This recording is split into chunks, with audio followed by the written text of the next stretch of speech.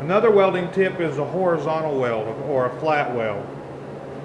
It depends on, again, your thickness of material and type of material. If you're wanting to lay on a really thick bead, you start here and you point towards the bead and you actually do what they call pulling it, working your stacked nickel effect, but you're laying on a lot more wire, so you're going to have kind of a taller bead when you're done.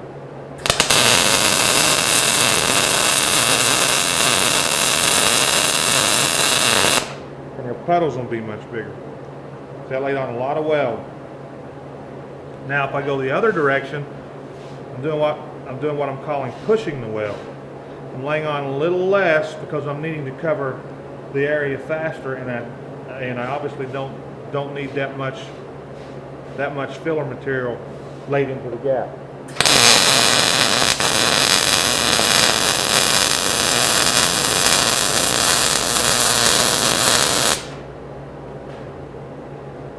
See, I covered a lot more area in as much time as I covered here.